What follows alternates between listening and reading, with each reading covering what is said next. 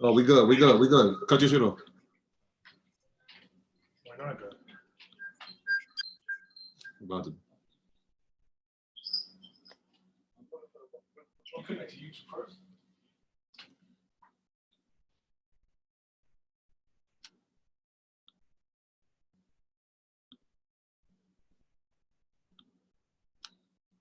What up? YouTube, what's going on? What's good? Sorry for the few minutes late.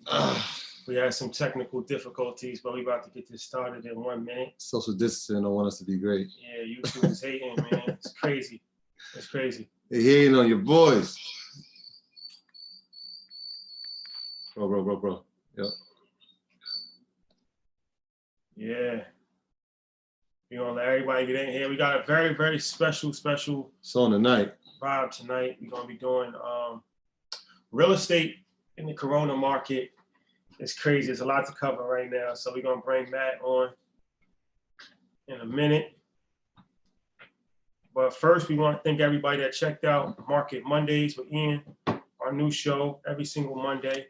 That was a huge success. And yeah, Matt, what's up? MG, what up, boy? Yo, what's good? What's good, fellas? What's up, man? Matt, turn your phone around. You landscape right now, bro. Yeah, there you go. Like that, yeah. We Gucci? Yeah, man. Everything good on this side. What's up with you? You know, trying to stay corona free, man. Highly blessed and favored. That's a fact, man. It's dangerous out here. That's all you can do, man. Yeah, New York is infested, man. It's dangerous times, man. Yeah. It's dangerous times. So we're gonna say our prayers for everybody that's fighting this battle, everybody who's lost somebody to this battle. Our prayers go out to you as well, and all of our essential workers that are out there doing work, man. They are risking their lives so that we can be safe. So we are very grateful for that.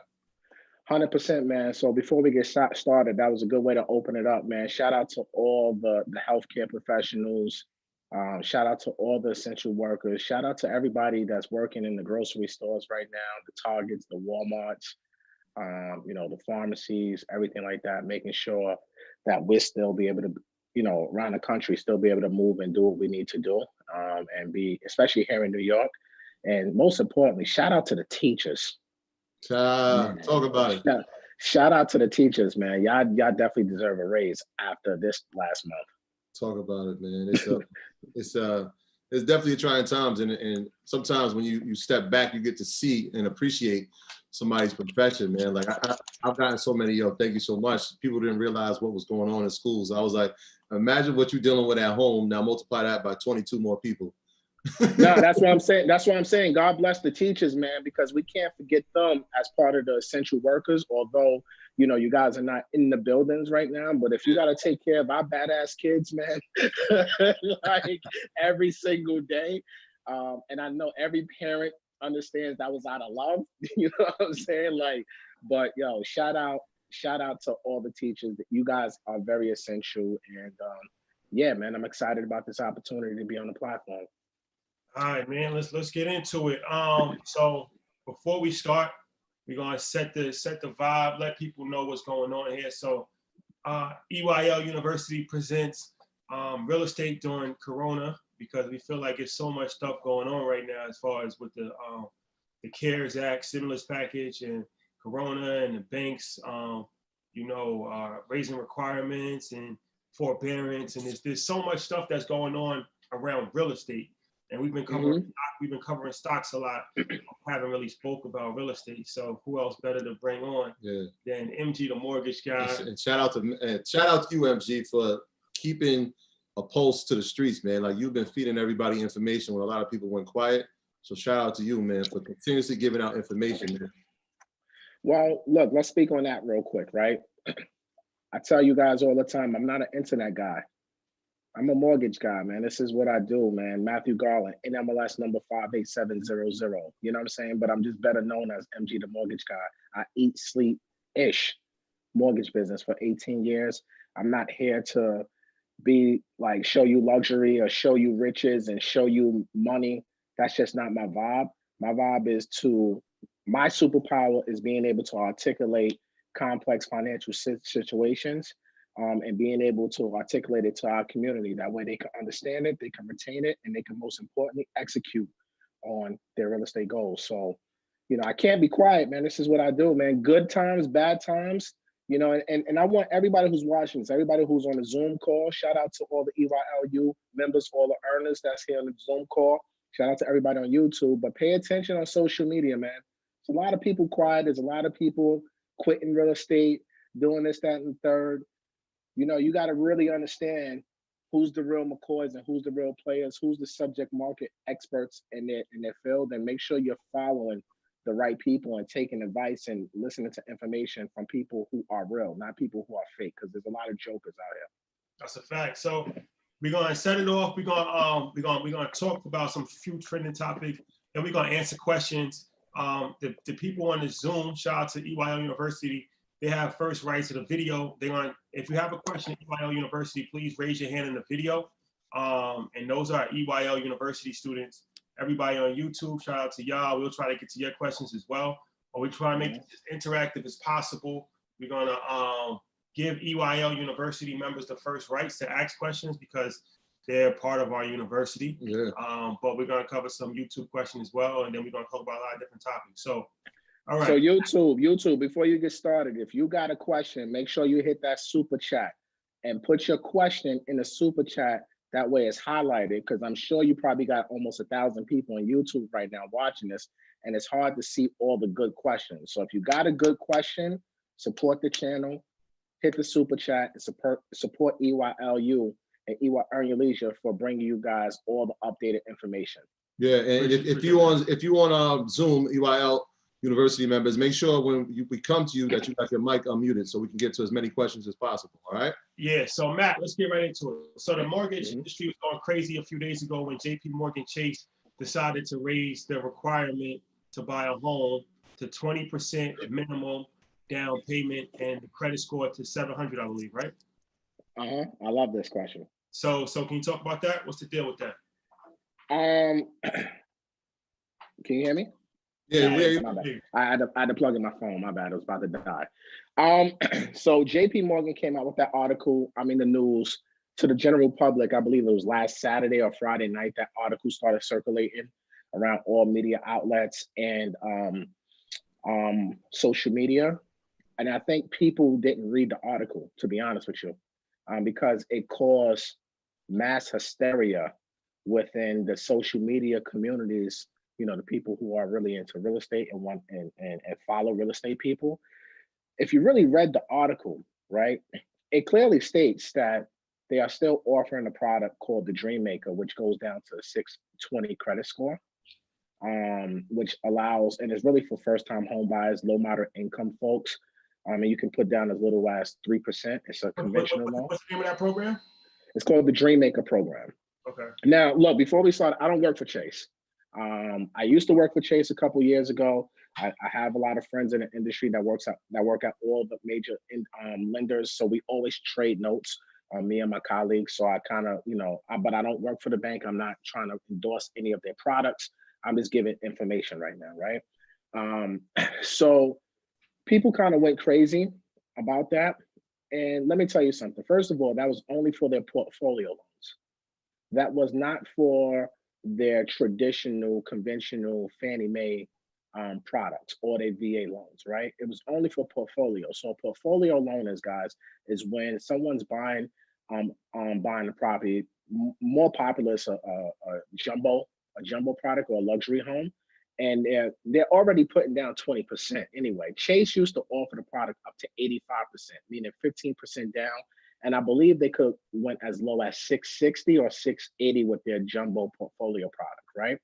What they basically did was say, okay, we're going to say 700 with 20% down. So it wasn't like a big deal in my eyes, because okay, you adjusted a little bit, but when you really think about it, anyone who's buying $1 million home, a $2 million home, they're putting down 20% or more, and they have 700 credit scores or more for the most part, right? So I didn't really see it was a big deal, but people were putting it out there like a fear tactic, in my opinion, like, oh, it's going to be so much harder to get a loan. Oh, this, that, and the third. Oh, the world is about to end.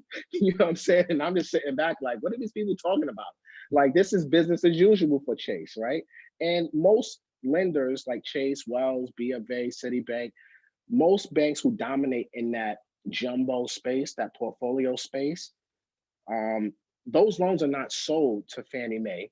Those loans are not sold to Freddie Mac, right? They keep those on their books. So as a business, you should make adjustments to your loan offerings because you want to make sure that you're protecting your business and you want to make sure that you're protecting your shareholders. So they didn't make it tougher for the everyday person for that particular product.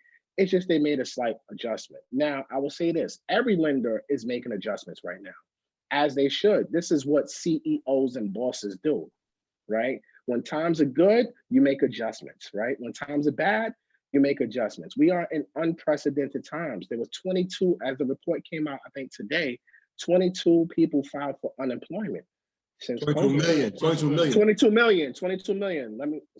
22 million Yeah. filed for unemployment in the last couple of weeks. What do people really think? Banks are not going to tighten up their credit guidelines to protect them against default? Like, it's just ridiculous to me how people put it out there. Now, will things go back to normal? Who knows, right? Only time can tell, will tell, and no one has a crystal ball. But I didn't look at it as the end of the world. You have, for everyone who's watching this live right now, you still have FHA that will allow you to put down 3.5%. FHA still allows you to go down to a 580 credit score. It's just majority of the lenders raise their credit profile with FHA because historically FHA has a higher default ratio, right? So when you have low credit borrowers during a pandemic, people are losing their jobs. How do you protect yourself? You know what I'm saying? Yeah. So banks want to lend. They're just making adjustments to protect themselves. It's not a matter of quote unquote making it harder. They just want to make sure that the people that's going to lend to during this time right now can show the ability to repay back the debt. So do you think at some point in the near future the FHA guidelines could change to Hell yeah. that? Well, I think now, look, again, HUD didn't change the guidelines, right? HUD. Fannie Mae, Freddie Mac did not change their minimum credit score guidelines. Lenders put overlays on those guidelines to protect themselves. But do I think HUD at some point will change their guidelines? Absolutely. Why wouldn't they? Right?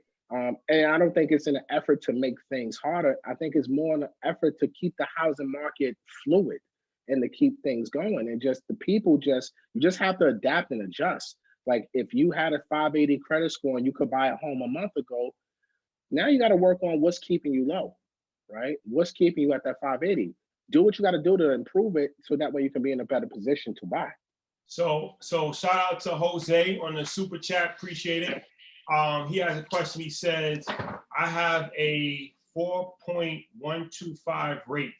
Can I get a lower rate?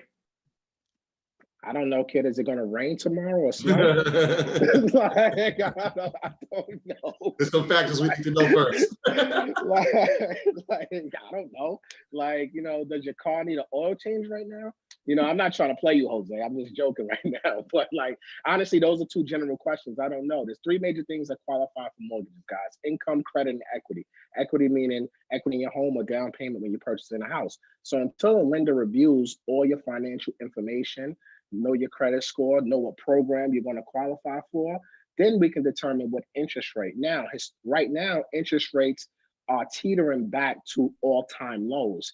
Right now, the national average right now, the market closed today at 3.375% for a conventional mortgage. That's the national average, guys. Doesn't mean you're going to get that rate, right? There are lenders that maybe you can get a little bit lower, maybe 3%.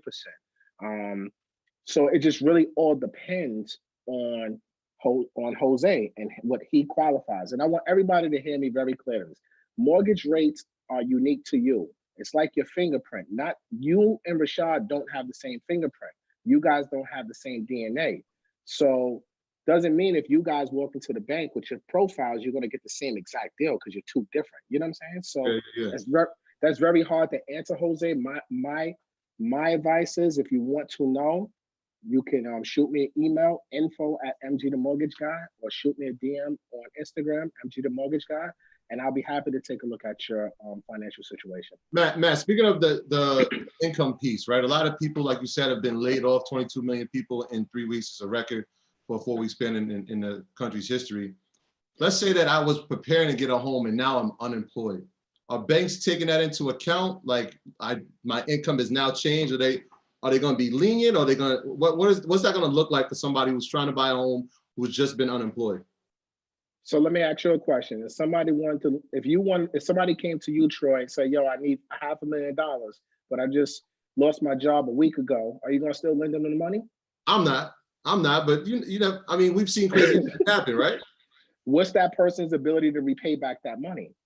That's the main thing that banks look at. So yes, we understand that we're sympathetic to people losing their jobs, right? We're unprecedented times right now. But if you lost your job, you're furloughed, you got laid off, unfortunately, you will have to wait until you go back to work and you can produce pay stubs. Because again, the main ingredient what lenders are looking at is your ability to repay the debt, right? If this was 2007, I'll probably tell you like, let's close, right? Because it was the wild cowboy days. But this is not the time. We're not in that time no more. We are in a regulated mortgage market, rightfully so. And anyone who was in the process and lost their job during this process, I mean, thank your lucky stars right now, because what if you closed and then lost your job? Yeah, does it matter the amount of reserves you have though? Or that doesn't even matter? Doesn't matter. How are you going? What happens if your reserves run out and this pandemic goes on for another 12 months? How are you going to pay us back? Yeah, it's a fact. So we let's get some questions from EYL University. I see there's a lot of questions on the chat, but guys, if on the EYL, that's why we gave you guys Zoom access. Raise your hand for a video call. It's a lot easier as opposed to us like reading individual questions, and it's more interactive. So yeah, if you have a question on EYL University side, please raise your hand and we'll call you, and you can ask it on the video side. We got V Anna. I'm gonna take your question, but like Rashad said, just raise your hand. It's a lot easier. She said if someone's name is on a title or deed of a home, but not on the mortgage loan, does this factor or affect the DTI ratio? Do lenders look at this? Great question. Absolutely. Right. Mortgage is not ownership. Let me repeat that. Mortgage is not ownership. Mortgage is debt. Right. So the deed is ownership of the property. So I can be on the deed of your house, Troy, and not be on your mortgage and still be an owner of your property, right? So now that my percentage of ownership. So if I own 50% of the house, now that escrow, that taxes, that property taxes, and that homeowners insurance that you pay, I have to incorporate a percentage of that into my debt to income ratio as well. So yes, that will be included into your debt to income ratio. I'm glad you said that. Mortgage is not ownership. Mortgage is debt, and people don't fully understand that. You don't own a home until you pay it off. Even when you pay it off, you still got to pay property taxes. But you don't own the home. You got fronted money, and it's up to you to pay it back. Well, technically, you're never going to own a home because the county's still going to own your home because you still got to pay the taxes that it's in. So even if you have a paid off house and you don't pay your taxes, the county can foreclose on you. Yeah. So you technically really never own your home. You know what I'm saying? Like you still got to pay somebody to live in there. Period. Yeah, we got JT. So wait, before we gotta go to JT, but yeah. So once again, everybody on YouTube, just because some people ask questions like about the video chat. So the video chat, people that you see asking questions on video are EYL University members. They have the floor. It's so many questions, but to become a member of EYL University, and Matt, we're gonna talk about you did your event today, right? The break bread. Yeah, we had a break bread session with EYL, the private Facebook group, and the EYLU members. It was from 1 to 2, but it ran to 3 o'clock. It was about, I don't know, 40, 50 people from EYLU on a call, and it was a Zoom call, just exclusive for the group. And I mean, man, it was such a powerful session. Shout out to all the earners that was on the call, man. We had so many people just talking about deals and talking about what their goals are, what they're trying to do. And We got seasoned investors, we got real estate agents that's a part of this, and everybody, we have realtors from DC, New York. The It was powerful, man. The Facebook group is dope, and you head that up, and that's part of EYL University. That's part of the membership. And then also next week it really got exciting. A Section 8 class on Wednesday, and yes, and then also a class wholesaling class. Wholesaling class on Monday. So Monday 2 p.m. we have a wholesaling one-on-one class that's taught by a wholesaler. She's active. She's out here still doing business in this pandemic. So she's going to teach the ABCs in a one-on-one of wholesaling. So that's going to be dope. And then Wednesday we have a Section 8 class, 8 p.m. I believe. And teaching people how to go about the Section 8 process. The Section 8 thing is big, especially now in this economy. Especially now in this economy, because you talk about 33% of tenants didn't pay their rent in April, and it'll probably be even more in May. It might be like 40%. But whose rent did get paid? Section 8. That's a fact. The government is going to make sure that money is paid. So Section 8 is more relevant now than ever. So that class is strictly for EYL University members. So if you're interested in becoming an EYL University member, we got a code EYL149, which is 60% off, $149 for the entire year, which gives you access to EYL University and our private Facebook group. I'll put the code in there. Yeah, links but right there. let's go to JT's question. JT, Principal Ra, I love that question on YouTube. I'm gonna ask it right after we get JT. JT, what's going Go ahead, on, bro? MG, what's going on, bro? It's Jamal. Listen, what's good, King? What's good, man? I want to ask you a question in regards to like HELOC, right? If you're looking to take advantage of a home equity line of credit, as things are still there, do you think at this point going to a large institutional bank, well known because they're putting out the SBAs, that it's going to be backed up, or would you rather? Is there a faster way to get approved, like going through a subprime lender? Like, what would you suggest if you want to try to get a HELOC now? Well, subprime lenders are finished years ago, but if you talk about going to like a regular mortgage company, look, I would tell you this, Jamal, I would probably go to your bank or your local credit union. Mm-hmm. Right now, the industry as a whole is kind of backed up a little bit, so to speak, because there's so many applications coming in. So no matter where you go, you may experience longer turnaround times than normal, because we're just in an unknown, not a normal time right now. The SBA stuff has absolutely nothing to do with the mortgage divisions. Those are two separate divisions within the bank. So the same underwriters and everything on the mortgage end, they're not processing SBA loans, right? It's completely different departments. So two separate entities. So I would probably say, I always recommend you can probably go to a local credit union or your bank that you have your current loan. If they offer home equities, sometimes it's a little bit easier if you stick to the source that you're already dealing with and you have the relationship with them. Got it. All right, thanks. But expect probably, a 30 to 60 day closing turnaround time on a HELOC, all because of depending on who you go to originate that HELOC. Okay.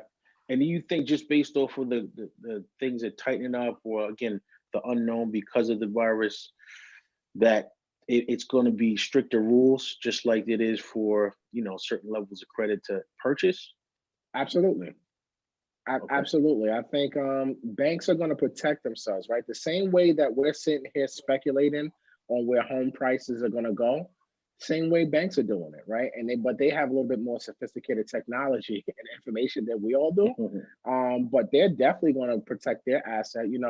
Home equity line of credits prior to COVID-19, you can probably get up to 90% of what the home is worth on your primary residence.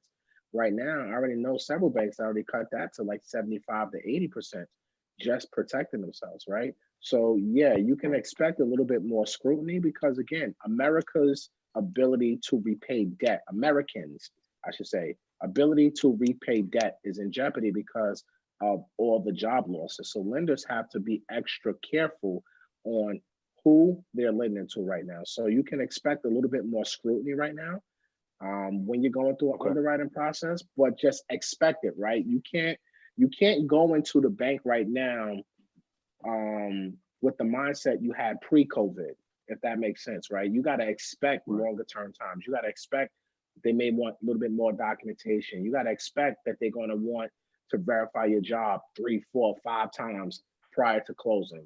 These are things that are expected in today's mortgage market because of these unprecedented times, man. Okay, thank you. No doubt, bro. Miss Curly Girl, thank you for the super chat. We appreciate it. Appreciate it. Shout out to Miss Curly Girl. Yeah. I want to give a huge thank you to Asia. She is in the chat right now, but she said she's not gonna be able to finish this. She's on her way home from work. So thank you for your service. And this will be played back within an hour. After this is done, YouTube finishes running it, it'll be up. I told Principal Rob I was gonna ask this question, Matt. He said the student loans, will it impact the DTI during the application, even if the loan is in forbearance? And we're gonna get into forbearance and forbearance and deferment in a sec, but can you answer that one? Yeah, absolutely. You know, depending on what program you're going to go for, you know, FHA is going to use 1% of that balance. So if you owe 100 grand, we're going to say 1%, $1,000 is your monthly payment. So yeah, it's definitely going to directly impact your DTI. Absolutely. Yeah, and that was one of the things we talked about last week, was like right now, nobody has to pay any federal student loans. So every payment you make now, from now until mid-September, is straight to the principal. So if you could take advantage, if you're in a place where you can take advantage of that, make sure you do. Yeah, absolutely, man. And I think if you can pay your bills, pay your bills. Pretty much. Yeah, pay your bills. Yeah. So can you talk about forbearance? I saw you had the Twitter post about that, and that's actually let's go to. Do you still have his hand up? I thought Joel had his hand up. He put it down. Joel had his hand up. He put it down. Let's have Hey, Joel, here you go. Joel. Let's go to Joel. EYL University member Joel. Joel, what's up, bro? What's up? What's going on? Floor is yours. You gotta unmute yourself, Joel. Joel, unmute yourself. There we go. What's up? What's up, guys? How's it going? Everything's on, good. Joel? What's good, my guy? Listen, Good, Joel? first off, I gotta say, I just became an EYL member about 2 weeks ago, and I already got my money's worth. I feel like you guys don't charge enough. Appreciate that. Appreciate that. Thank you. Ever raise the price? The price is going up. Price is going up soon. So You hear that sound? Joel, you hear that sound? price is going up. Price is going up. Appreciate you. Ever raise the price? Grandfather me in though, man. Cover all bases. I like that. Listen, you guys were just about to touch on it, and this question for Matt. I know you went over it on Twitter, but just for everyone else, can you go into the options that we have between forbearance and deferment? What's the difference? What's the pros and the cons? What are the pros and the cons? I'll go through the difference. Your options, if anyone is a homeowner and if you need the assistance, you have to reach out to your service and lender, the bank you pay your mortgage to find out what options that they're offering. But I definitely went into a Twitter rant because I went into that rant because, you know, I deal with a lot of homeowners, right? And people are calling me, asking me my opinion on the agreements that the banks were offering them. And a lot of people took these agreements, these forbearance agreements, not really asking the right questions and not really truly understanding, because the way the media portrays everything, and if you're on social media, people just tell you, don't pay your mortgage, you can skip payments, right? But people are not telling the whole story. So that's kind of why I went on that Twitter rant. But a forbearance is basically when the bank agrees to suspend your mortgage payments for a certain period of time. Most of the banks are offering like a 90-day relief period, but then a balloon payment is due at the end of that terms, and then you still have to pay the month that's due. So essentially, after that 3 months relief, you'll have to make 4 mortgage payments at one time. Man, so if my mortgage is $2,000, you saying by the end that 4th month, I'm gonna owe $8,000 straight 100%, 100%, right? So now you got to pay that 8K back. And a deferment is that same scenario, right? That same 8K, you still have the 3 months, and then the lender will either say, you know what, that 8K, we're going to spread that out over 12 months, let's just say, right? So it'll be another $600-700 a month on top of your current regularly scheduled mortgage payment, or they can put it to the back end of your mortgage, right? Now, a lot of the big banks are offering deferments, especially if your loan is owned by Fannie Mae or Freddie Mac or FHA or something like that, but really mainly really Fannie and Freddie.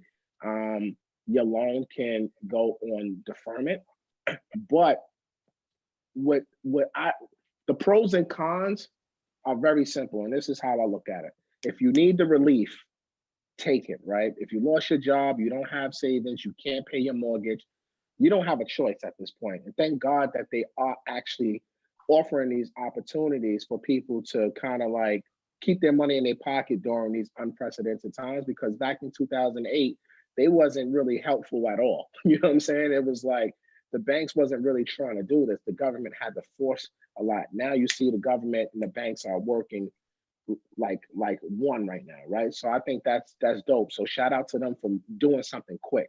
But what I'm telling people is, if you can afford to make your payment, pay it, because the information that people are not talking about is what happens. Well, first of all, when you do a forbearance or even a deferment, it's still going to get reported to your credit report. Maybe not in a negative way, but it will say when you run your credit under your mortgage, loan was in the deferment or loan was in the forbearance.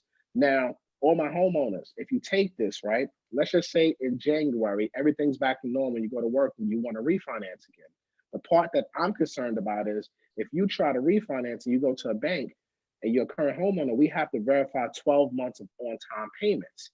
But if you just deferred your payments for 6 months, 3 months, 4 months, now you don't have a 12 months payment history, right? And the agencies, when I say agencies, I mean Fannie Mae, Freddie Mac, and FHA or HUD, they did not give lenders guidance yet on how to deal with people after this, after forbearance. Are these going to negatively impact them from doing another real estate transaction because they don't have the 12 months payment history? Now, another thing is on the forbearance. Now, if you have that balloon payment, right? Think about this. If you can't pay now, what makes you think you're going to pay 4 months at one time, number one? So what's going to happen? You're going to have to probably get into some sort of loan modification. Now, these stimulus packages, the government said that forbearance and deferment will not report to your credit negative. You won't get a negative impact. You won't be reported late. But they never said nothing about a loan modification. I did not read anything that said loan modification. Loan modifications are negative on your credit report. So if you're going at forbearance and you miss 4 months and now you got to modify your mortgage, now will that report to your credit negative? Will that hurt you? Because if you do a modification, now that can take you out 2 to 3 years from doing another real estate transaction. And let's talk about the big thing that no one's talking about: property taxes and homeowners insurance. They still have to get paid. I didn't hear no counties or no cities saying we are forgiving real estate property taxes during COVID-19. I mean, correct me if I'm wrong. Did you guys hear that? No, I haven't heard that. That's interesting that you're bringing that up. You're the first person to say it. Yeah. Because no one's talking about this shit, man. Yeah, like, yeah. No So one's Matt, talking about this what if shit. your property taxes roll into your escrow? Does That that shit, count? yes, bro. That's what I'm trying to tell you right here. Because the bank, look, we already just established in this earlier conversation that property taxes are first lien on your property. Property taxes must get paid. The county don't care about the bank. You cannot pay your bank all day long, right? But if those property taxes don't get paid, they will foreclose on you. And there's nothing a bank can do. So what the bank is going to do, they're going to pay those property taxes when they are due. So think about, you guys are in Westchester County, I'm in Long Island. Taxes 10 to 20K minimum. You know what I'm saying? Minimum. So if you go 12 months on a forbearance or a deferment or whatever it is, now you just backed up another 10 to 20K. That has to get paid back. So what do you think is going to happen? It's going to go on the back end of your loan, or it's going to go into that balloon to where they got to modify it. I just think it's going to get ugly, me personally. So that's why I'm trying to tell people, if you can pay your mortgage, just pay it, because you don't want to find yourself jammed up. Don't just think about saving 3 months of payments or whatever the case may be. You still got property taxes to worry about. You still got homeowners insurance to worry about. That stuff has to get paid, yo. And who's going to pay it? If the banks pay it, then you're just going to see your payment going to go up. Every homeowner in here on this call, Zoom or YouTube, if you're a homeowner, you get every year escrow analysis. And I guarantee you, if we say, yo, put a thumbs up in the comments right now, have any of you had your mortgages raised because your escrow went up? Like, and you don't even know, you just get a letter in the mail saying, hey, guess what? You owe me an extra $400 for the rest of your life because your taxes went up. You know what I'm saying? So every like, year, it seems like that happens. Every year, bro. So this is things that people are not talking about in the media. I have never heard anyone in the media talk about these property taxes while you're on forbearance, what's going to happen with it. These are very important things that the everyday homeowner is just not thinking about, man. And people need to understand. And somebody said, sure, but he don't escrow. Shout out to my man, Pete, man, Hollywood, Florida in the building. But you know what I'm saying? People don't understand. If you don't escrow and you don't have the money, then that could jam you up too. So you got a lot of people who don't escrow, but now they're taking these forbearances and now they don't have money. Now they ain't gonna be able to pay their property taxes. Like it can get kind of ugly, man. But that's a lot of gems right there. Like I'm sorry, I'm ranting right now because I get a little heated. That's a lot of gems my bad. Because this is why we do these things, because it's like where else are they going to get this kind of information? And this is inside information. You actually work at a bank. It's not like you just on Instagram with a MG project title. Like you actually work in a bank. NMLS number 58700, man. I'm verified, man. I don't need no blue check. Look them up. Look them up. We got a question. Mike. See, Cooper, I see you on YouTube. I'm going to come to your question right after we get Mike. Mike, unmute yourself. The floor is yours, bro. What's going on, Matt MG, the Morris guy? What's up, brother? Rashad Bilal, Troy Mills, how y'all doing? What's good, bro? What's good, man? How's you? So, like, say if I have a job, right? And I was in the process of getting a loan for a property, and I got furloughed. I lost my job. Should I tell the banks that I lost my job, or should I just continue, like, you know, looking for a job and hoping I get the loan? Like, how's that affect the loan? If you don't have a job, we can't close. I'm saying, we're gonna of course we're gonna know. We're gonna call your job. You put on your loan application, you worked at ABC, you know, whatever. So they won't give me the benefit of the doubt because of, you know, we're in this climate. No. And obviously they see my bank and I have enough money to buy to afford the house for the next 6 months. They're not gonna give me no benefit of the doubt. Who says you're not gonna go spend all your money on crack in the next 6 months? You know what I'm saying? No, Mike, and it's a good question, but like 6 months, usually these when you get a house, you're doing a 30-year mortgage. So 6 months means nothing on a 30-year mortgage. Nah, but seriously though, we don't, you know, I'm not trying to play. I just don't think it's fair because, like, you know, a lot of people were trying to buy houses in this time and like a month ago, and now they lost their job. It's like they were looking forward to owning a new home, and it's like we all have the skills to have a job, but unfortunately we had a pandemic happen, so now we can't get that home that we had our dreams on. No, correct. What do you suggest we do? When life throws you lemons, you got to make lemonade. So you got to adapt and adjust. You know what I'm saying? Unfortunately, I feel for anyone who's lost their job. It's a terrible thing. You know what I'm saying? And I'm not trying to make light out of the situation by cracking a few jokes.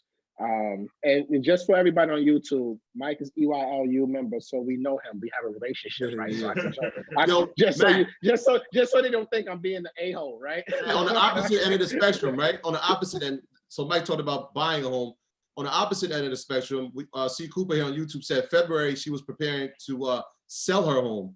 And she read today, Business Insider said the housing market has a 22.3% plunge. Good time to sell?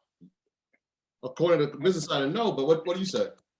I mean, if look, man, you see those headlines, 22% plunge, right? People get scared of doing things.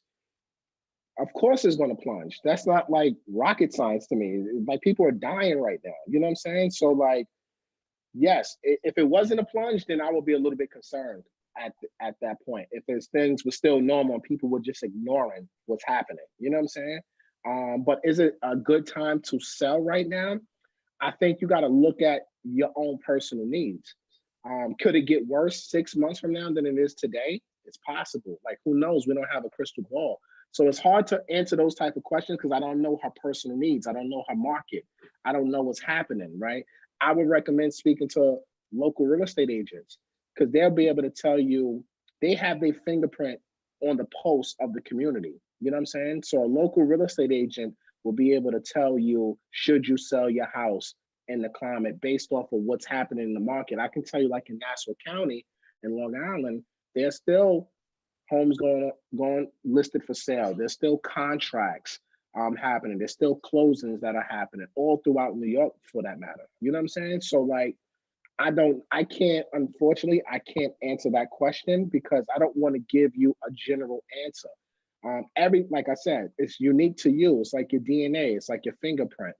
Everybody's situation is different. I don't know what's her motivation for selling. You know what I'm saying? So you got to look at the whole picture, but speak to a local real estate agent and they can better answer that question for you. All right, we got, I hope I say this right, Odelia from EYLU. Odelia, the floor is yours. You are unmuted. Make sure you unmute yourself. Good night, everyone. Can you hear me? Did I say it right? Oh, Delia, you butchered it again. That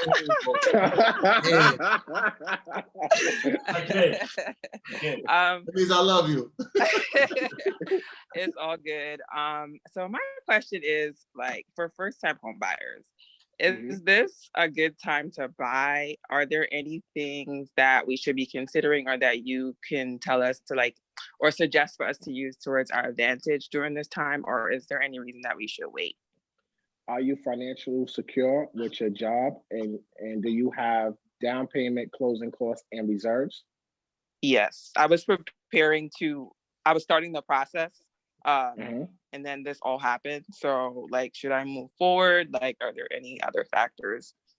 What's your motivation to purchase a home? Are you looking to invest or are you looking to buy a primary residence? Investing. Investing, buy and flip, or buy and hold? Buy and hold. Buy and hold. I mean, people are always going to need a place to live. Yes, rental people, you know, what was that number you said, Rashad? 30% or 20% didn't pay their rent? I think 30%, 33%, something like that. 33% didn't pay their rent.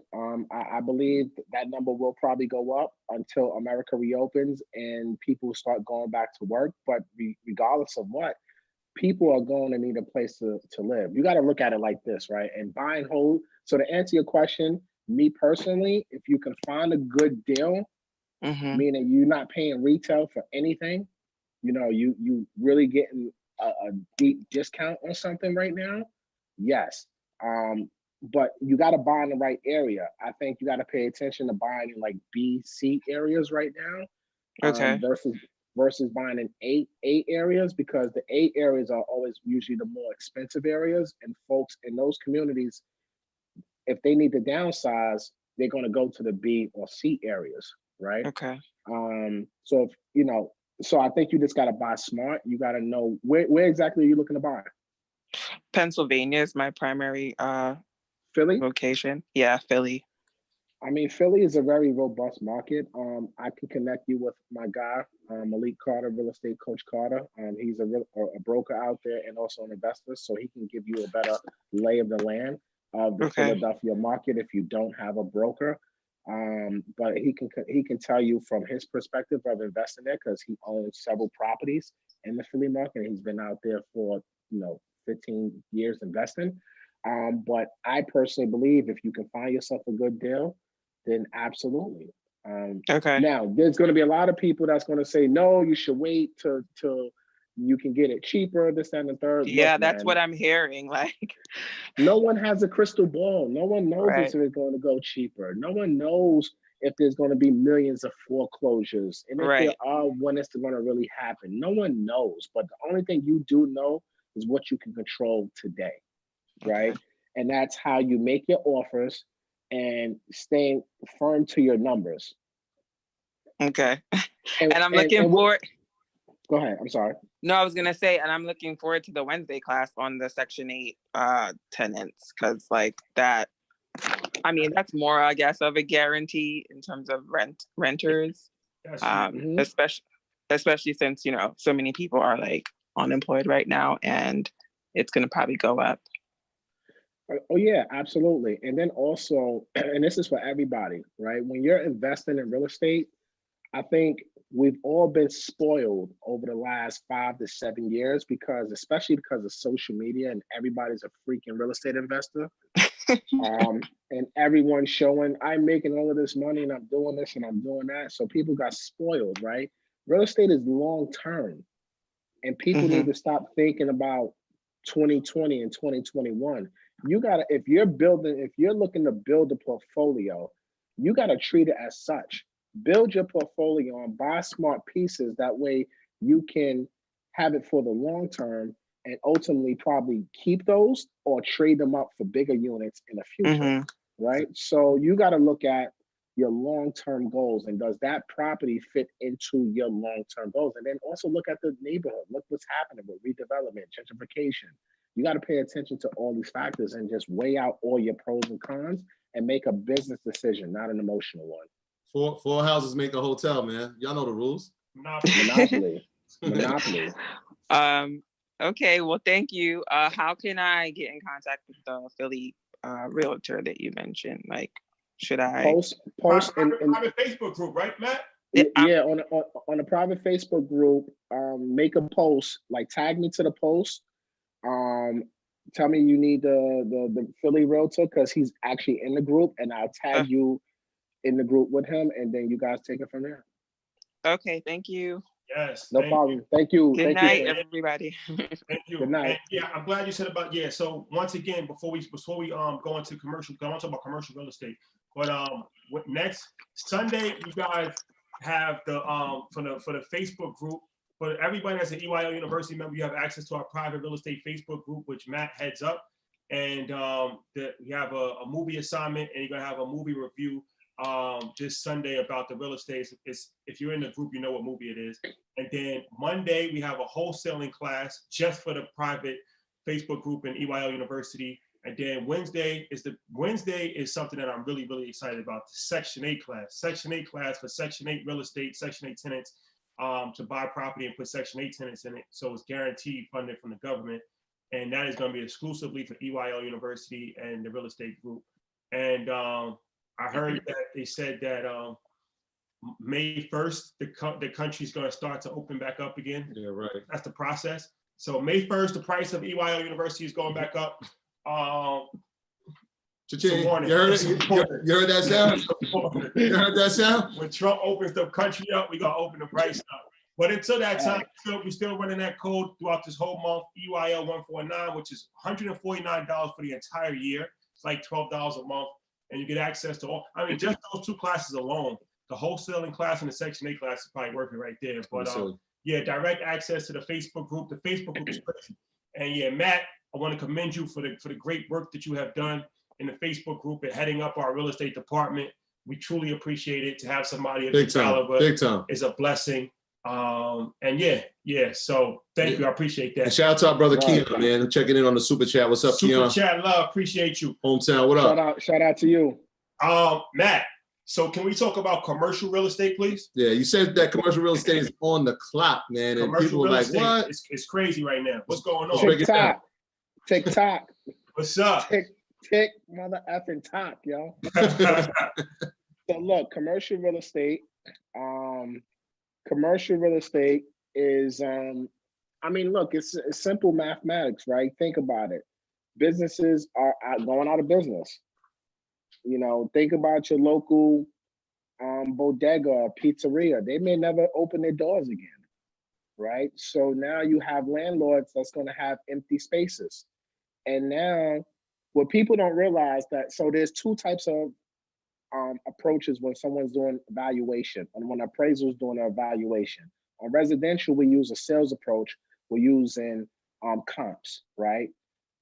On commercial, generally speaking, you're using an income approach, meaning the income from that property is going to determine the value of that property. So now if tenants start if you have to renegotiate your lease just to keep your tenants there, if a tenant moves out and you need to just fill that space, you're gonna negotiate now. You know what I'm saying? So now you're gonna bring down the value of your property, right? So folks who are looking to buy commercial real estate, they're gonna be able to find good deals. And commercial real estate prices, value-wise, is already depreciating right now. But a lot of people are not talking about that. And if they are talking about it, the general public is not paying attention to it because that's not their arena. They're only thinking about, single family homes or multifamilies, like 2 to 4 families. You know what I'm Can you saying? just define commercial real estate for some people who are unaware with that what qualifies to be listed as that? So it can be your local. So think about your local strip mall. If you have Starbucks and, maybe a supermarket is in a commercial building, or your local gym is in a commercial building. Most gyms are mixed use properties where they'll have like the gym on the bottom and residential properties on top of them. Or if you have big multifamilies, like if people live in the South, you have these apartment complexes, right? Those are multifamily units. So I think commercial real estate is on the clock because there might be a lot of desperate owners in that space that probably over leverage themselves and they cash strap and they need to just dump it. And a buyer can come in and really negotiate. I personally think for the seasoned investors and the people who have capital, I think the play is going to be where you can really make your money right now and really get deals is really going into that commercial space. Yeah. So how would somebody go about that? Like if you're new into commercial investing, any tips, like some general tips to start investing in commercial real estate?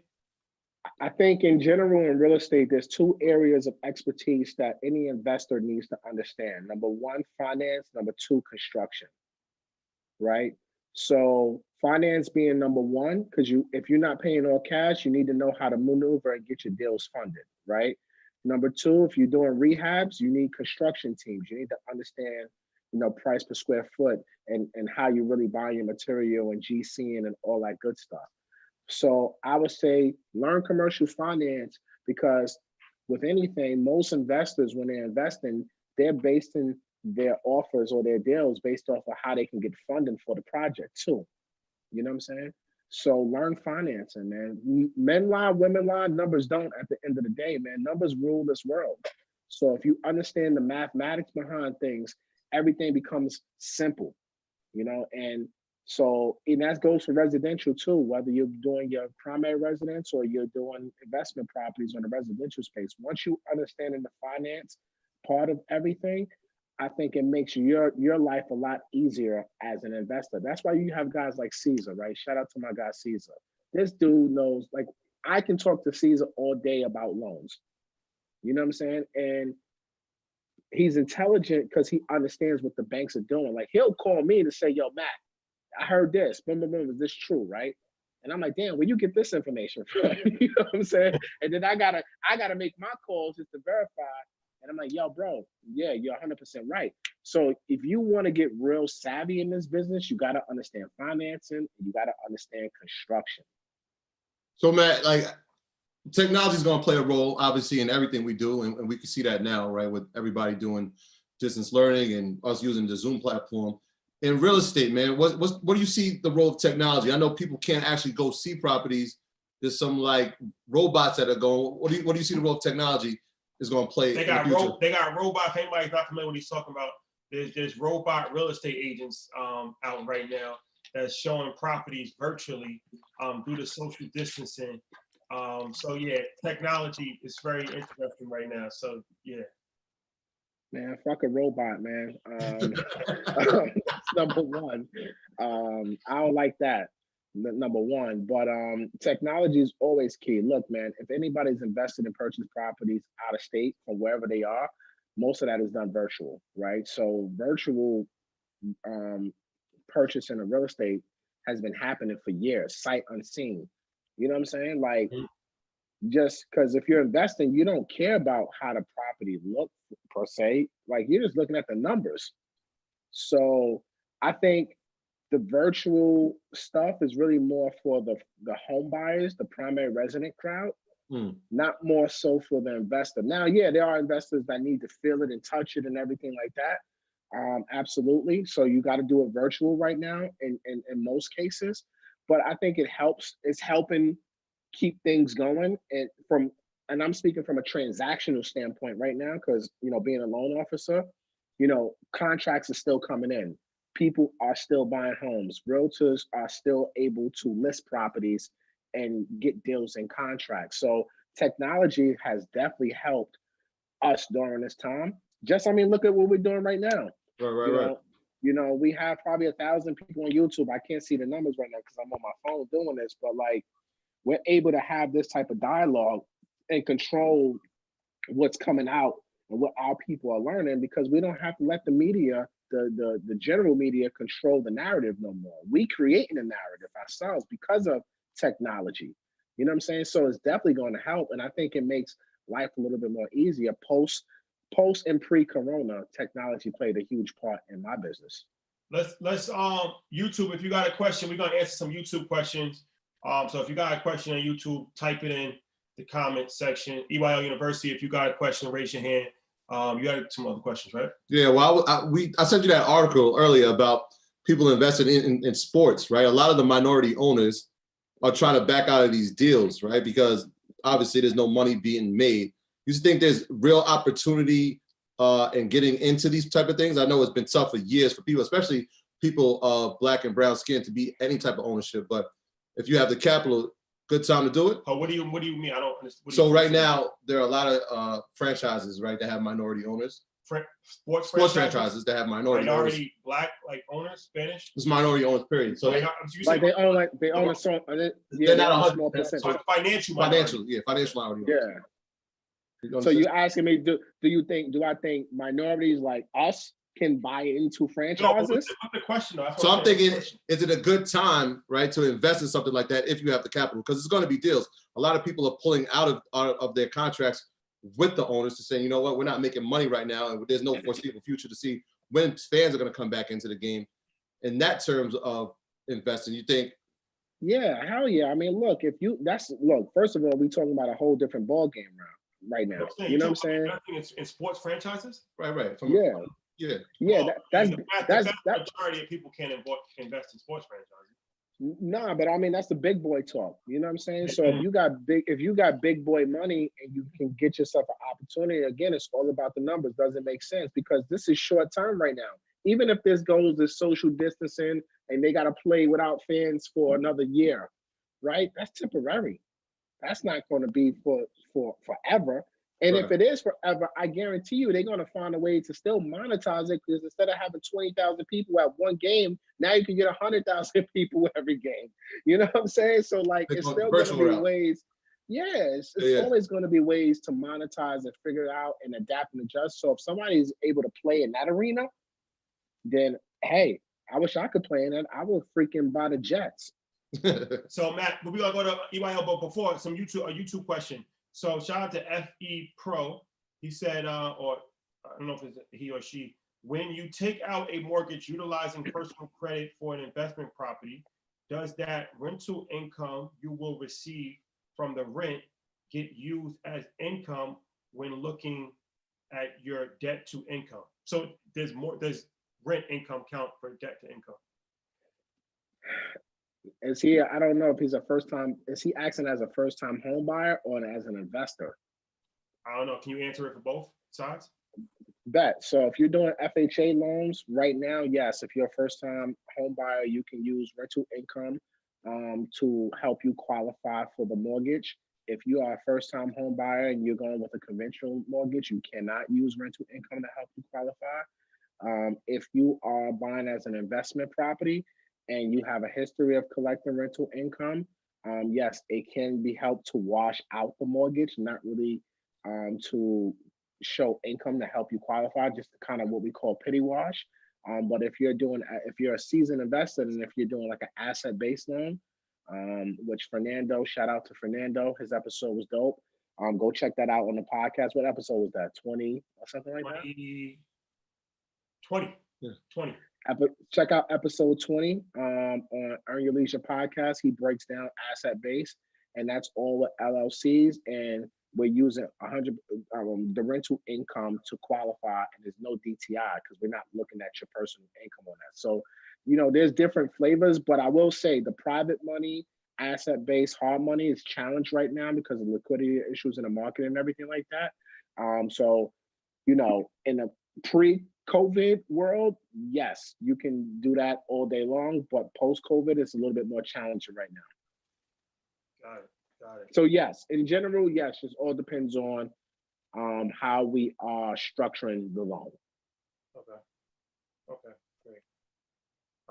We got a question from Zoom. Jose, we come to you. The floor is yours. Unmute your mic. Jose Santana. How's it going, guys? What's up, Jose? What's going on? How you doing? What's up? Good. I've got 2 questions. I'm actually hoping to get into the commercial business this year. I have a few rentals. But what would be like a credit score or like an average down payment or amount of reserves you'll need to purchase a commercial property?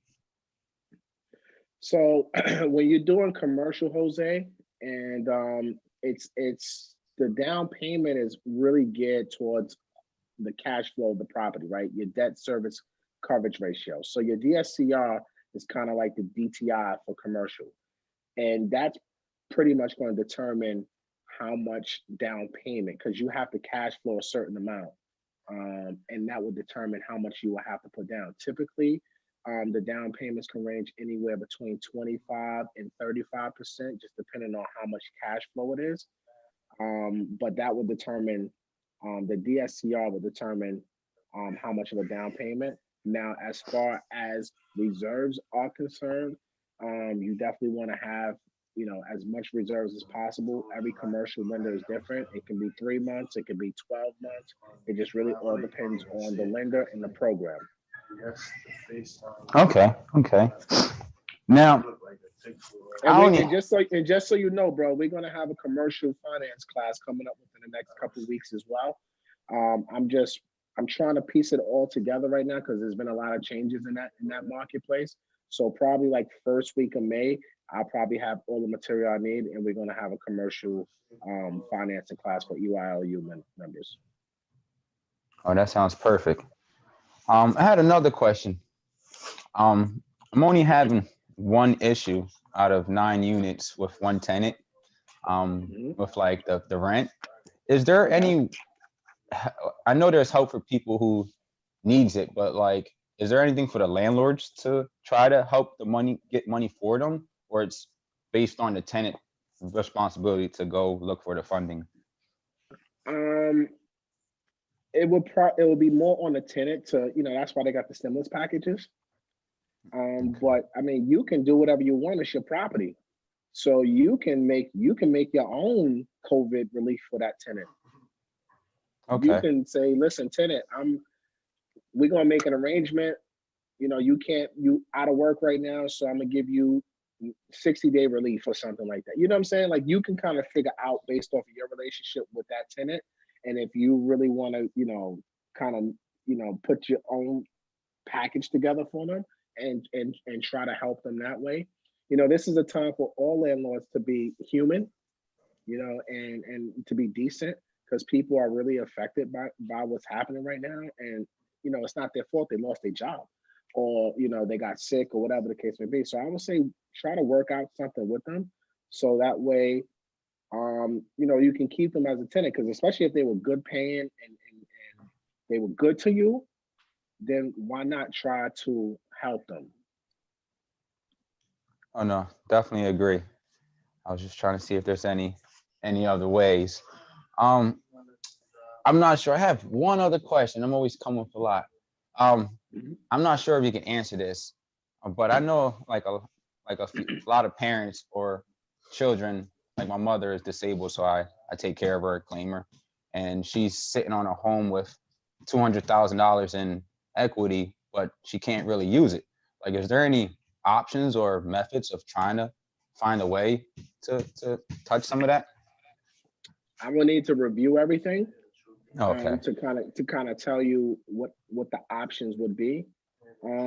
Tag me in the group, in the Facebook group, and then I'll shoot you. Do you have my cell? Yes, yes. Text me. Okay, okay. Thank you, guys. And then we can hop on a call and we can discuss that.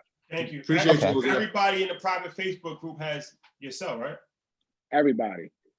EYL private Facebook group. Everybody has my cell. They text me all day long. That's another benefit of being in the private Facebook group is that you have a direct line of communication with MG, the mortgage guy, celebrity. That's a fact, because those DMs don't get answered. I try my best. That's recently gone into effect. Yeah, I try my best to answer as many as possible on Instagram, but EYLU comes first. And that's why we do these lives, and we go on Instagram Live often to kind of have these kind of sessions. So that way we can try to answer everyone's questions in a group setting. It just makes life a little bit easier. But EYLU, they get direct access. They can text me at midnight. If I'm up, I'm answering it. They hit me up 6, 7 o'clock in the morning. I'm answering it. So yes, it's a perk. And my Rolodex, and just to let everybody know on YouTube, man, my Rolodex is their Rolodex, and my Rolodex is heavy. Somebody said, can they get in the Facebook group? Yes, you can get in the Facebook group. The information on EYLuniversity.com. The Facebook group, if you just want to do Facebook group, is $19 a month. If you want to become an EYL University member, which gives you access to the Facebook group, as well as all other webinars and workshops and all kinds of other stuff, that's $29 a month. But we have a promo code for the end of the month, which is EYL149, which is $149 for the entire year, which gives you access to everything. And as of May 1st, that price will change. You heard it. So you got 2 weeks. You got 2 weeks to act. We got. And I'm gonna tell you how real this is. I just heard this too. They open it up state by state. So you gotta get the forbearance. M. Nunez, we are coming to you. The floor is yours. We're gonna allow you to speak. He's trying to become a panelist, no sir. Before we go to M. Nunez, we are going to go to. And Nunez, you're trying to become a panelist. Don't do that. Just keep it regular. Trello, we coming to you before we go to him. The floor is yours. Just unmute your mic. What's up, bro? Trello, you there? I'm here. I'm sorry. What's going on? That's what y'all. Hi, how you guys? This is a lot of good information. I feel so overwhelmed. I've been kind of following you. I just kind of started following you guys. And Matt, I've been following you since you came to Atlanta with DJ Envy and Caesar. And I hear you talk a lot about analysis. Shout out to you. Thank you. I feel like you're my my mentor in some kind of way. It's like I've been following you. But yeah, I guess my question is, we having a whole moment. It's everybody's mentor. Right, really. You guys are giving out so much information. Thank you. I hear you talking about analysis paralysis, and not just, not keep analyzing everything, and you have to get out there. So because I feel like I'm so far behind, and now I'm trying to, do everything at one time. But I also heard you talk about building a team. What are some good questions to ask, specifically a realtor? I heard you talk about contractors, but specifically, how do I get that good realtor that's gonna, help me along? I know you got to give them some information and make sure we're all on the same page, but I don't know what I don't know until I don't know it. Well, first of all, I will tell you, you're not behind, you're right on time, right? Everything happens in God's time, not yours. So don't feel like you're behind at all. The timing just wasn't right. That's first things first. How to build the team. What's your real estate goals? Investing. My first property, I would like to, with my kids, I'm trying to, put them on as well, and investing in that with multifamily. So that would be my first goal. Buy and hold, or buy and hold. Okay, are you looking to do a rehab, or are you looking to buy turnkey? Rehab. So rehab, right there. You have a contractor? I have nothing, man. So I would say this, right? You know the area you want to invest in? Well, I'm in Atlanta, so my goal would be ultimately to go back to New Jersey, where I'm from. My hometown is not doing too well right now, but so right now, my first place I would look into in Atlanta. So if you're gonna start off locally, what I would do is, do you know anyone who's investing doing rehabs? I don't. All right. So what I would do, number one, is very simple. When America reopens again and the construction and everything starts going back in effect, I would just drive around the areas that you're looking to buy, and you can see contractors and GCs out there working, and just start talking to people, right? Okay. Take a look at their work. I think that's one of the easiest things that anyone getting started can do, is just take a look at the people who are doing work in the area and interview them, right? So you need a general contractor. You need a good real estate agent. You need a good wholesaler, right? You need people who can find you property, who eat, sleep, and shit finding property all day long, right? Because you're working, you're doing what you got to do. So you got to hire people to kind of do that. But you also got to do your due diligence and understand the markets and the numbers and everything like that. You need a mortgage guy or a mortgage girl. Hopefully, I will be that mortgage guy. But if I'm not, you need to find someone that understands your real estate goals, that understands short and long term what you're trying to accomplish, and they have access to the products that can help you build your portfolio, right? You need a good CPA. Let's not discount that, because tax strategies is a major part of building wealth. So you need to have a good CPA on your team, right? So these are the things and you need an attorney. You know what I'm saying? You need an attorney, and you need someone who's going to be able to, make sure you're being protected legally in these contracts. And if you get sued, you have someone that can handle these lawsuits. So you need to be able to kind of build. And I have a video on my YouTube. If you text me in the group, you have my cell phone number? I do. Text me and I'll send you a video I did on YouTube, like 9 people you should have on your real estate team. And everybody on the YouTube, if you go to my channel, MG the Mortgage Guy, you'll see a bunch in my playlist. You'll see the video too. And I break down like the 9 people that you need on your real estate team to make money and build wealth. But yeah, that's kind of how you start. You just interview, and I can give you common. Maybe I'll put that in the group, Rashad and Troy, like common ask questions, like interview questions on like what you guys should be asking for, like contractors and attorneys and mortgage people and things like that. That's a good idea. You know what? I'm going to do that. I'm going to put together, give me some time on that one, but I'll put together like a cheat sheet of when you interviewing people, what you should be asking them. Okay. Thank you guys. I appreciate everything. I'll make it real easy for you. Thank you. May I'm definitely coming to you when it's time. Thank you, Queen. I appreciate that. Appreciate you guys. Thank you.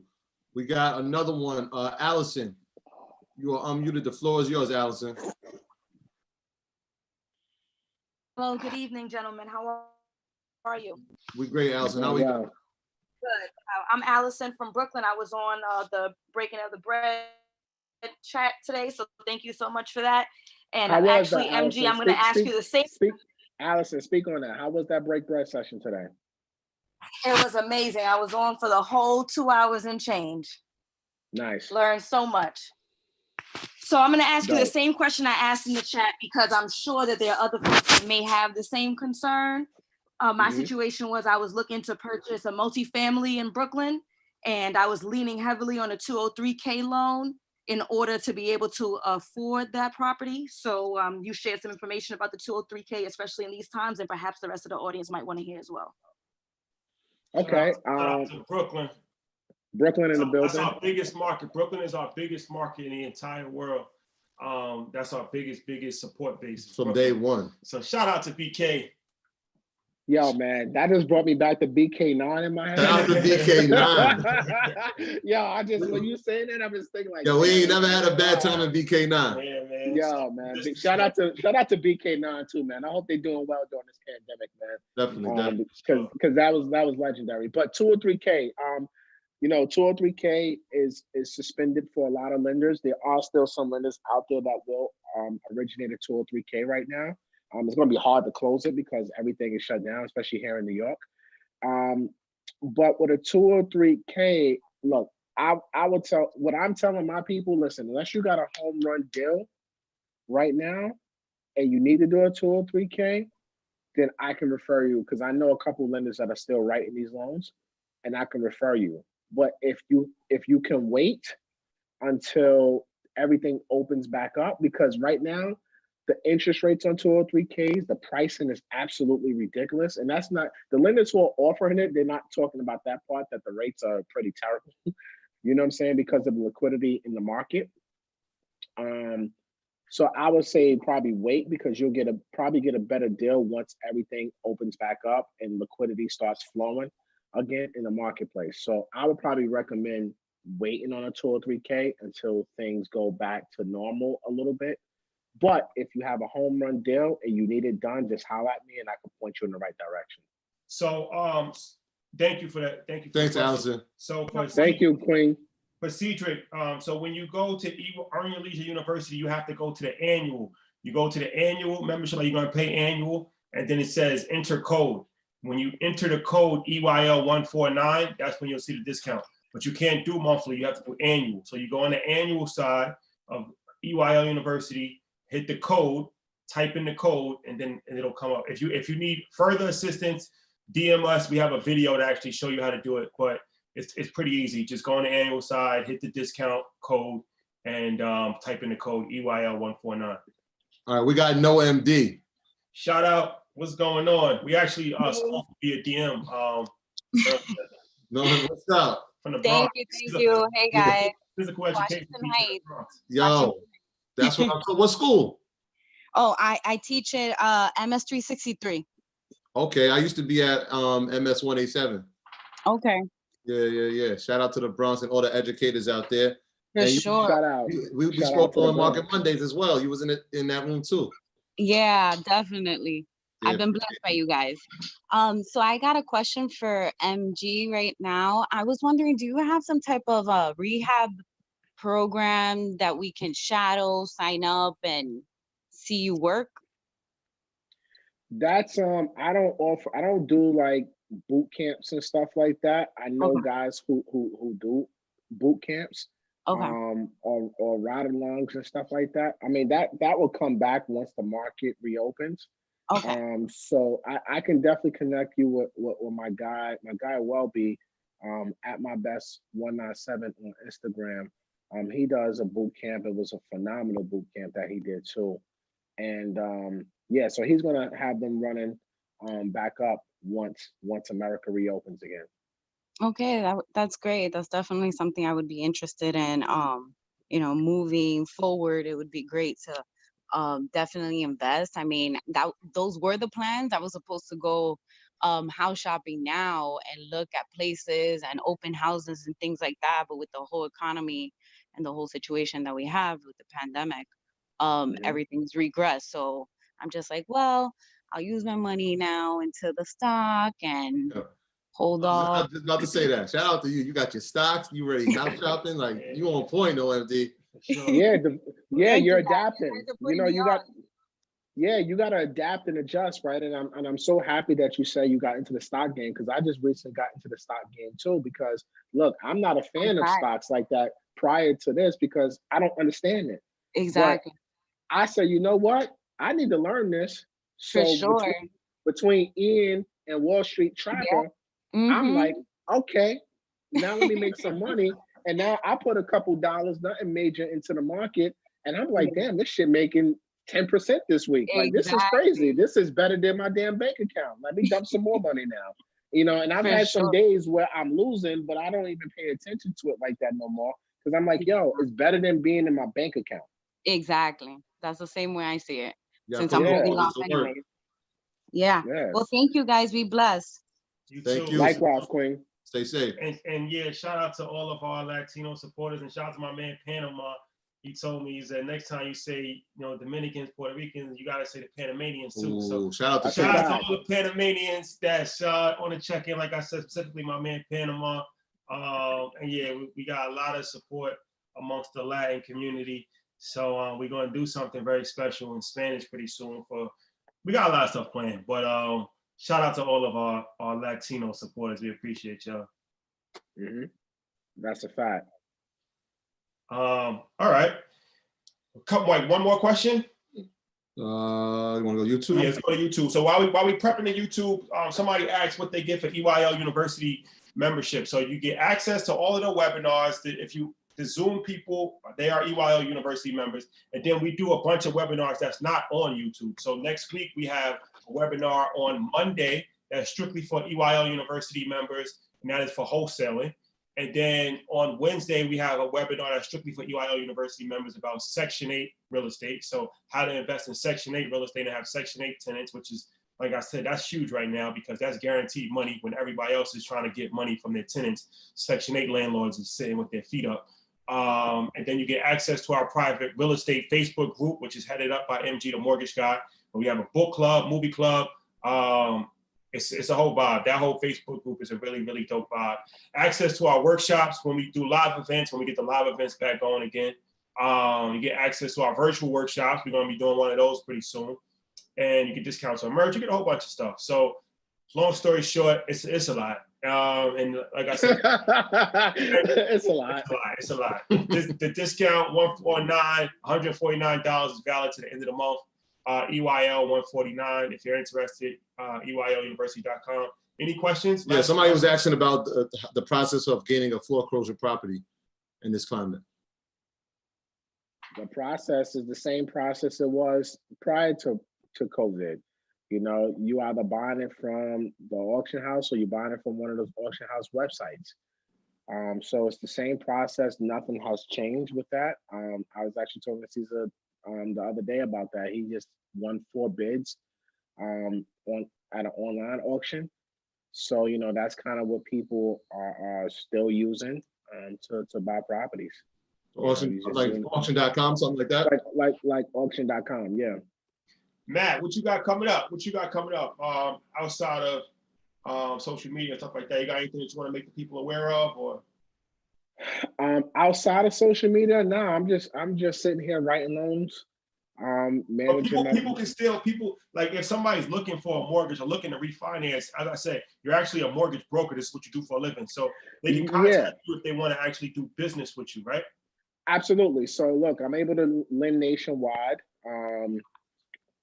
And thank you for that, because I never really plug what I do.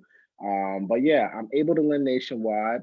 If you're looking to purchase, refinance, I can help you. If you go to my Instagram bio, click the link in the bio, hit apply now, and complete the form. And then as soon as you complete that quick form, you get an automated email with instructions, with the documents that I need, the emails you got to send it to. And me or one of my team members will reach out and, you know, run credit and then get you on the phone and we'll discuss your terms and conditions. So yeah, so we're helping people. We help a lot of people actually with refinancing and purchasing homes. And whether it's a primary residence, a second home, an investment property, I work with investors.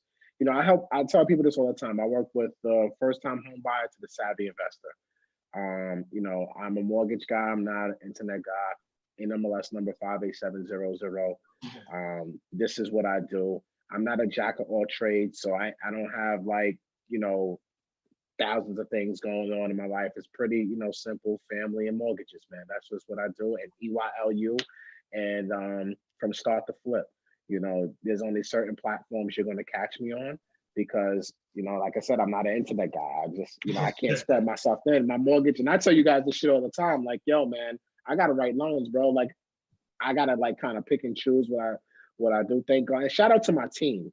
First of all, shout out to my team. I love y'all, because if it wasn't for them, I wouldn't be able to do 90% of the stuff that I'm doing right now. They really hold me down.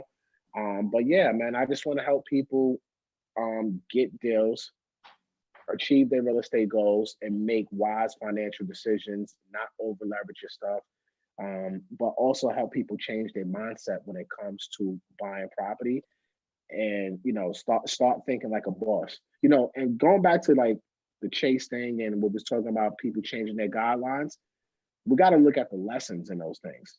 This is real big business we're watching right in front of our eyes.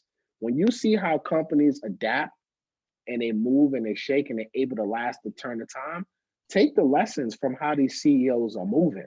You know what I'm saying? And apply that to your everyday life and your everyday business, because what Jamie Dimon did with Chase, it was brilliant. What all these CEOs are doing to make sure that their businesses last through a pandemic and they protect their shareholders is the same way each and every one of us need to be operating our businesses to make sure that we can last.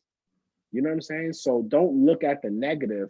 Always try to find the positive in every situation. Even if you don't agree with it or you don't like them for whatever reasons, look at the business lessons in all of this, because that's how I pay attention to these things, is looking at the business lessons so I can adapt and move accordingly. Nah, it's a lot of great info. Once again, we got a lot of stuff coming up on EYL University's private Facebook group. The podcast, we got a podcast out right now, which is a dope episode. Me and Troy, no guests, just me and Troy. State of emergency. Go check it out. Market Monday. Back Monday with Ian at 8 o'clock. Shout out to Ian. He in here right now. Is he? Yeah. Shout out to my guy Ian. He's on YouTube. He said, "Yeah, work with Matt, y'all." Okay. Yeah, but and look, man, and I understand it's a trying times, and maybe we don't want a paywall to be up against people, right? You know what I'm saying? Like, this is why we do these YouTube lives. We go on Instagram live. If you guys go subscribe to my YouTube channel if you want to learn more about mortgages, because Earn Your Leisure is just not talking about real estate. They're talking about everything with financial literacy. So if you want to just hone in on real estate, most importantly, real estate financing, go to my YouTube channel, MG the Mortgage Guy. I'm uploading videos and going on lives and ranting my life away all the time. And I'm answering people's questions, and I do my best to try to answer as many people's questions, because I realize that I'm also an essential worker also. You know what I'm saying? And the information and the knowledge that I have, I will be doing a disservice to my community if I didn't share it at scale. So, and you can verify anything that I'm saying. Call up the next mortgage guy. I don't care. Next mortgage guy, mortgage girl. They'll tell you, like, nah, he's not telling you no BS. They may not agree with, because I wear hoodies every day. You know what I'm saying? I don't look like your average banker, but this is what I do, man. I'm like I said, 18 years in this business, and if you really want to learn about real estate finance and you want to learn how to acquire these properties with leveraging and doing it the smart way, then make sure you check out the free YouTube and the Instagram. But if you want to take it the higher learning, EYL University is where you can catch me every day, all day. Matt, appreciate you, bro. I'm gonna check in. Yeah, definitely. We're gonna be back Sunday. Definitely. So all our earners, we're gonna be back Sunday. If we got to come up with a time, Troy. Yeah. We'll put it out. We'll put it out for them. Make sure y'all tune in on Sunday. That's gonna be a good one. Monday, Wednesday. So EYL University, you guys got a lot coming up. Make sure that you're in attendance. Monday 9 a.m. too. Huh? Monday 9 a.m. Check me out. On the live? Breakfast Club. Breakfast Club. Oh, yeah. Breaking news alert. So you want to? I didn't know. I wasn't gonna ask you about that because I didn't know if you wanted to talk about that yet. So yeah, you can talk about it now that you brought it up. Let's talk about that for a minute. I mean, just tune into. Look, man. Shout out to Envy. Shout out to Caesar. I love the fact that they what they've done over a short period of time with educating at scale. Real information, no fluff, no BS. And shout out to DJ Envy for always incorporating me to reach more people with educating. So he hit me up today and asked me to come on the show and kind of talk about the market and everything like that. So that was pretty dope of him. He had me on his live the other day talking about it. The live went great. And a lot of people been hitting me up from, his side of the fence. I shared with you earlier, a couple people who hit me up. People want to learn, and that just go to show you, man, no matter if you're making millions or you making a couple 100,000. Let me tell you everybody this, man. The millionaires trying to learn what you guys are learning too. Mm-hmm. You know what I'm saying? Like Mm-hmm. they locked in just like you guys are locked in. Let's not get it twisted, man, because they don't know, just like most of you don't know. Don't feel, that's why I told Shorty earlier, don't think that you're late. You know what I'm saying? It just wasn't your time, because there's people who are in better financial situations that don't know as much as you guys know. You know what I'm saying? So long story short, he asked me to come on the show. So, that's why I was a little bit late coming here just now, because I was talking to him and the producers. Okay. So Monday morning, 9 a.m. is when it's going to go down. That's your second time being on the Breakfast Club. Yeah, man. Yeah, that's gonna be my second time, man. That's dope, man. Just to, yo, Rashad, I be laughing at this shit, right? Because I'm like, just October, like 18, I'm like, yo, Rashad, I don't even know how to do the social media stuff, bro. Like, yo, how do you do this? Like, what are you doing? Like, and then he's like, yo, you just gotta find a way, bro. And you just gave me the game, and I just didn't even understand it till now. If you'd have told me, and you told me then, shout out to you, man, because you told me, you said, yo, you got the biggest opportunity out of everyone on social media because you actually work for a bank. And there's no one on social media representing it from that perspective. You know what I'm saying? It's everyone's unlicensed. You know what I'm saying? Like everyone's unlicensed and just people who have knowledge, they know they stuff for the most part, but you're different because you're transactional. And just to see what's happened for me in the last 15, 16 months is incredible. And that just goes, and this is just for everybody. I know I'm ranting a little bit, but please listen to me. Get out of your comfort zone. Because I am a guy who hated social media, who hated doing videos, who everything that I'm doing right now, 2 years ago, I thought was corny. So whereas now I see, damn, I got uncomfortable and all these things are just opening up. So everyone. 12 months can change your life. Matt, should I open that social media consulting firm?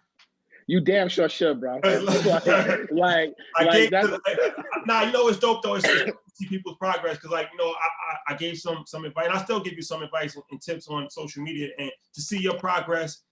The same thing I told you was the same thing I told Wall Street Trapper, the same thing I told Ian, and you know, everybody has taken the advice that I've given them, and they just worked. And to see the growth is extremely humbling because, like I said, I mean, I remember when you first reached out to me and we spoke, and to see your growth from then to now, it just shows people that there's no limits. There's no limits to this. Like, you know, 18 months ago, it's like now you on a Breakfast Club twice and getting, you know, with celebrities and all that. So that's dope, man. Yeah. Matthew Garland to MG, the mortgage guy. Nah, it was Matt Garland to MG Home Loans. I skipped the step.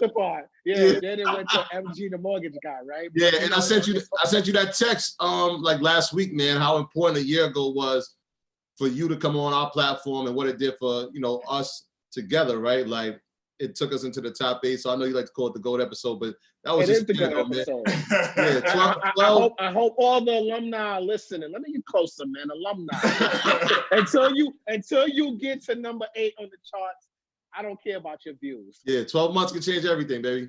Yeah, but seriously, man, it's all about getting out of your comfort zone and just executing. You don't have to be perfect. Like I dare Sean, I'm not perfect. I don't even, half the time I don't even know what I'm doing on social media. I just do it. And I'd be surprised about the reaction. So just, you know, everyone here, you guys have a goal to buy real estate. You have a goal to invest, whatever it is, execute, because it doesn't matter how much you learn, you still have to execute because that's going to be the real teacher. And getting out of that comfort zone and taking that risk, man. Like, think about this, man. We're in a pandemic right now, COVID-19. Like, what the hell is that, right? You can go outside, breathe, get sick, and die, God forbid. Like, we're living in a different world. Life is not promised. So if it's not going to be now, and if this doesn't teach people, if this doesn't light a fire under people's ass right now to go out and execute on their dreams at scale, then I don't know what the heck will, man. Like, I just don't know. So execute at high velocity, man. Do what you got to do. Don't be afraid to fail. That's the fun part, is the failure, because you get to learn and do it over again. And like I said, shout out to Earn Your Leisure. Shout out to DJ Envy and Caesar and from Start to Flip team. But big up to Earn Your Leisure and the platform for what you guys are doing, man. I'm just blessed to be a part of this movement that you guys have created and allow me to come in here and talk about a subject that I love, real estate financing. Yeah, nah, for sure, man. You know, your family, man. Earn Your Leisure is a family. It's not, you know, so everybody's just a real family. So we appreciate whenever we ask. It's never a problem, whether it's from you, Max Maxwell, Wall Street Trapper, Ian Dunlap. The list goes on. Lord of the Slums, all of the Max guys. Maxwell. Word. Yeah. You know, Miss Business, Alex Good Energy, Miss Sabine, Business, we just hit up this week. Anybody that we ever ask for something, they never say no. So we don't take that lightly. Mobile homes.